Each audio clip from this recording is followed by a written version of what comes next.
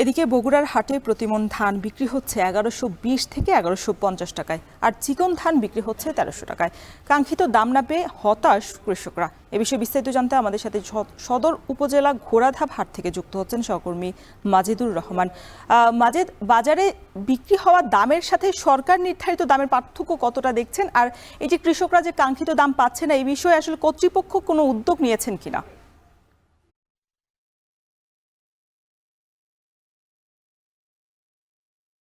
আপনি জানেন যে প্রতি বছর সরকার কিন্তু আপদকালীন মজুদের জন্য ধান চাল সংগ্রহ করে থাকে, এবং এই যে সামনে যে বড় মৌসুম চলছে, বর্তমানে যে বড় মৌসুম চলছে, সেই বড় মৌসুমে কিন্তু গত 24শে এপ্রিল থেকে ধান চাল সংগ্রহে কিন্তু সরকার যে শুরু সেটা কিন্তু উদ্বোধন করেছেন।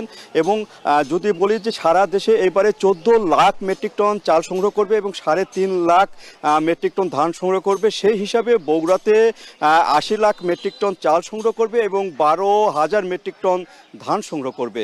আর বর্তমানে কিন্তু হাট বাজারে ধান উঠতে শুরু করেছে, এবং আজকে যে হাটটিতে আমি রয়েছি সেই হাটটিতে প্রচুর পরিমাণেই ধান উঠছে, এবং এখানে যে মোটা জাতের যে ধানটি সেটি বিক্রি হচ্ছে এখানে 1120 থেকে 1130 টাকা মন দরে, যেখানে সরকার দাম বেঁধে দিয়েছে 36 টাকা কেজি ধানের এবং 1440 টাকা মন। সেক্ষেত্রে কিন্তু এখানে কৃষকরা ন্যায্য দাম পাচ্ছেন না। আর সরকার যে ধান সংগ্রহ অভিযান শুরু করেছে সে কার্যক্রমটাও কিন্তু বগুড়াতে খুব জোরে সোরে কিন্তু শুরু না করার কারণেই কৃষকরা কিন্তু ধান এখনও সরকারের ঘরে দিতে পারছে না। ফলে এই কম দামে কিন্তু হাট বাজারে ধান বিক্রি করতে বাধ্য হচ্ছেন কৃষকরা, এবং তারা যেটি চাচ্ছেন সরকার যদি যে 24শে এপ্রিল থেকে ধান সংগ্রহ অভিযান শুরু করেছেন, ধান চাল সংগ্রহ অভিযান শুরু করেছেন, এটি যদি যথাযথভাবে এবং জোরে সুরে যদি শুরু করতেন তাহলে হয়তো তারা ন্যায্য দাম পাইতেন, এবং এখানে পাইকাররা যারা তারা হয়তো বেশি বেশি ধান কিনতেন। কিন্তু সেই জিনিসটা না হওয়ার কারণে কৃষক কিন্তু অল্প দামে ধান বিক্রি করতে বাধ্য হচ্ছেন।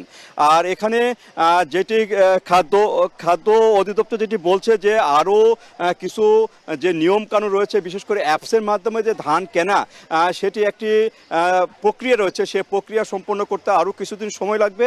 সেক্ষেত্রে হয়তো সপ্তাহখানিক পরে হয়তো তারা ধান চাল সংগ্রহ পুরোদমে করতে পারবেন। তো এই ছিল রওশন আমার কাছে বগুড়ার যে ঘোড়াধাপ হাট, সেখান থেকে ধানের দরদাম নিয়ে সর্বশেষ।